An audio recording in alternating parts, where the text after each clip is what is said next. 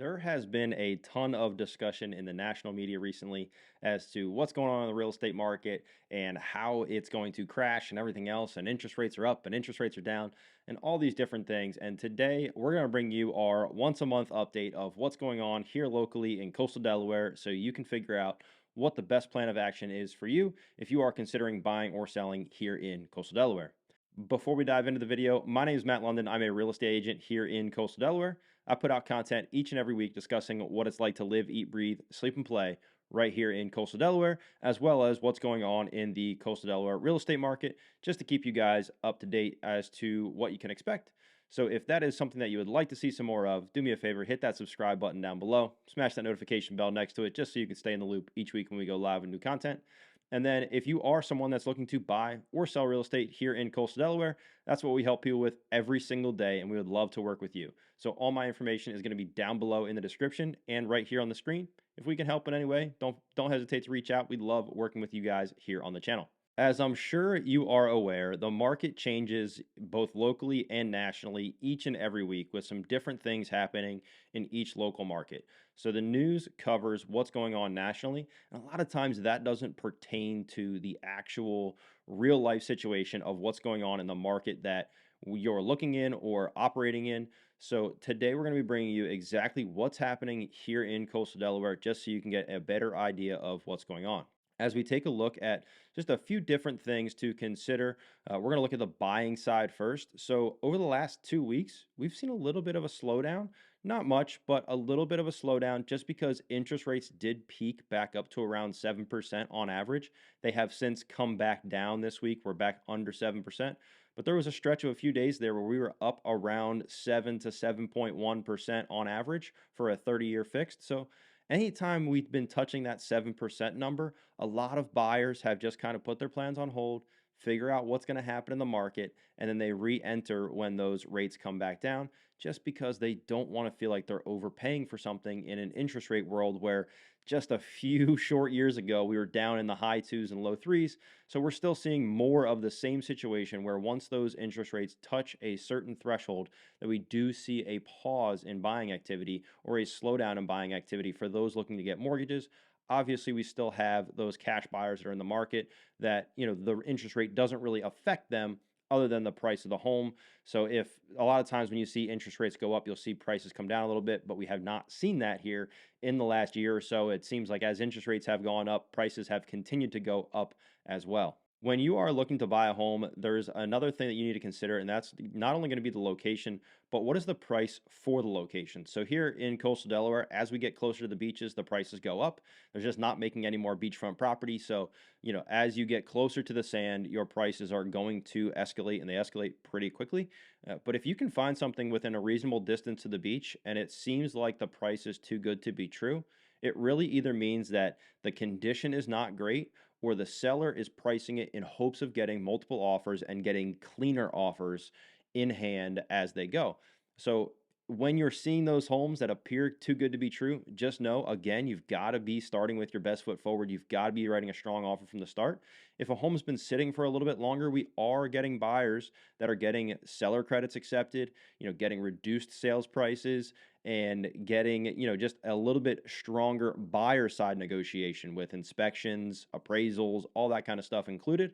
Whereas if it's a fresh home on the market, hasn't been sitting very long, and it seems like the price is really good, you may have to waive some inspections or go above asking price just to get that home.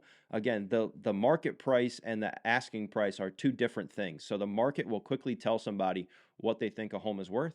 If the home has been sitting on the market for a little while, the market is simply telling you that for the condition the home is in or the location the home is in, that it's just not priced correctly. Homes that are priced correctly are moving quickly and a lot of times moving with multiple offers. So if you are writing on a home that you think is your dream home, is the one, and it's only been on the market a day, just start with a strong offer because it's going to make your chances a lot better than if you decide to wait and see if you can negotiate and everything else. Somebody else may come in and sweep that home up right from underneath your feet, which you obviously, if it's your dream home, you don't want to lose that one. So just make sure that you're starting with your best foot forward. The final piece to buying right now in this market is going to be speed to see. So depending on how fast you can get in to see the home and write the offer on that home, could determine whether or not you get it. Right now, if something is hot and it's in a good price range, more than likely it's going to be gone in a day or two. So if you can get in there on the first or second day it goes on the market and get your offer in that same day, a lot of times that speed is what does it for you. And sellers realize that, oh my God, this person wrote an offer in the first 6 hours we were on the market. They must be serious or they really like the home, and that helps you stand out a little bit. I've got a buyer right now that as soon as the home came on the market, we were the first ones in, we were the first ones to write an offer, and we from the time we saw it to the time we had the offer submitted was about 2 hours.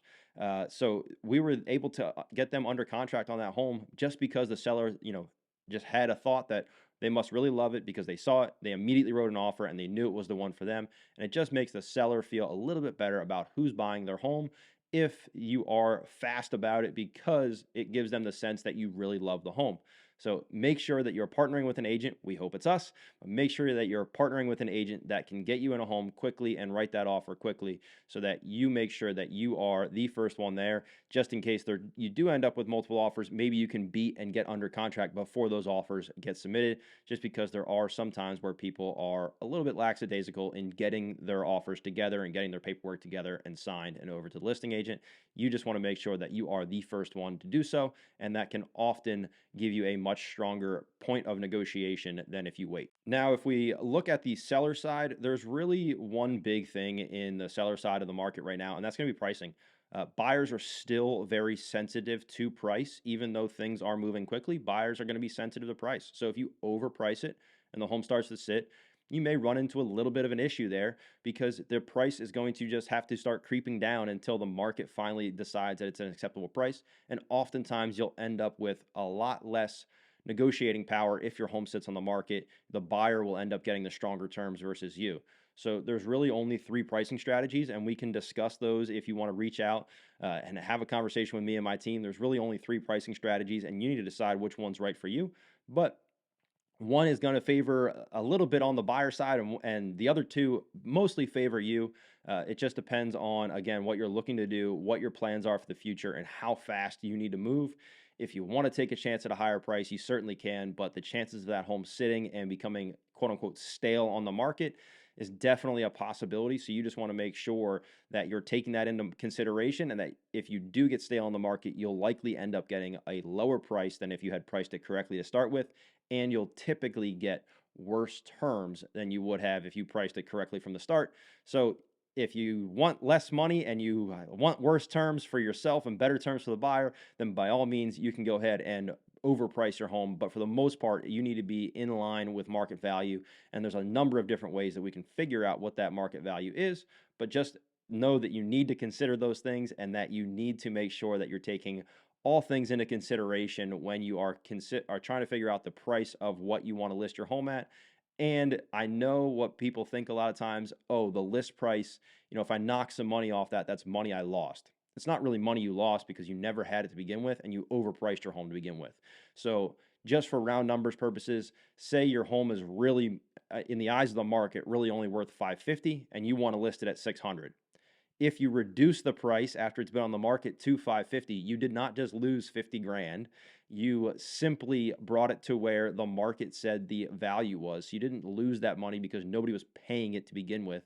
So it's just, and again, you want to make sure you're priced correctly, and there's really only three pricing strategies. So reach out to me and my team, and we'd be happy to discuss those with you and show you that there is a way to still get your home sold quickly and for a acceptable price that is at terms that favor you if you should choose to do so. Now, as we just look at some general market knowledge for here in Coastal Delaware, homes are sitting on average a little bit longer right now. Again, I think part of that, we had a holiday weekend this past weekend with Memorial Day, and we've just got some wonkiness with the interest rates ticking back up to 7%. So we are seeing homes sit a little bit longer. We're right at about 25 to 30 days, depending on when you look and what you look at.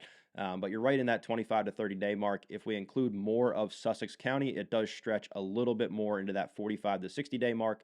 So it just depends on where you're located. Even from town to town, we do see some variance there. But for the most part, if it's priced correctly and in good condition, we're seeing it move in about 25 to 30 days here in the beach communities. And then as far as list price to sales price, we are typically seeing most homes get right about their list price. Again, that's assuming they're priced correctly from the start. If a home is priced $100,000 over what the market says it's worth, and then they decide to reduce the price, that's a completely different scenario. But if we're looking at homes that are priced correctly from the start, most of those homes are getting at or above list price, depending on where they fall in the eyes of the market's value. The last piece of the puzzle is going to be inventory. We still have very low inventory here in coastal Delaware, and a lot of that is because of the interest rates. You've got a lot of would-be sellers that have low 3 and high 2% interest rates. And otherwise, if they didn't like something in the home, they would just simply move homes locally. A lot of those people have decided to renovate the current home they're in to fit their needs versus just buying a new one because they don't want to get stuck with an interest rate that's 2 or 3 times what they currently have. It definitely makes a lot of times, actually, those people probably wouldn't even be able to afford the same home because interest rates have gone up so drastically over the last really 18 months or so, and it's made things very difficult for people. And you've got a lot of accidental landlords now where people have decided that, well, I don't want to get rid of this high 2% rate, so I'm just going to rent my home because I've got a great rate on it, so I'm just going to rent it out to somebody versus selling it and buying something new. They end up just using that home as a rental property instead of cashing out of it and buying something different. They just go ahead and buy something different with that as a rental property. So the interest rates play a wider role in a lot of different things in the marketplace, and it's just as you keep your eye on interest rates and where they're going and what they're doing, you can get a pretty good feel as to where the market will head as far as inventory, days on market, and what the pricing is going to be. Because typically, as those interest rates creep up, we just see homes sit a little bit longer. Typically, prices come down. They have not really done so here in coastal Delaware. And typically, inventory gets a little bit tighter just because, again, people don't want to sell if their interest rates are going up and they feel like they're going to get less money or worse terms. That's going to do it for our little market update here on Coastal Delaware Real Estate. As I said in the beginning, if you are someone that is looking to buy or sell real estate here in coastal Delaware, all my information is down below in the description and here on the screen. If I can help in absolutely any way, please do not hesitate to give me a call, shoot me a text, send me an email, whichever works best for you. And then we, again, put out content each and every week discussing what it's like to live, eat, breathe, sleep, and play right here in coastal Delaware, along with the coastal Delaware real estate market. So if that's content that you have interest in, do me a favor, hit that subscribe button down below just so you can stay in the loop each week when we go live with new content. I look forward to seeing you guys next time. Peace.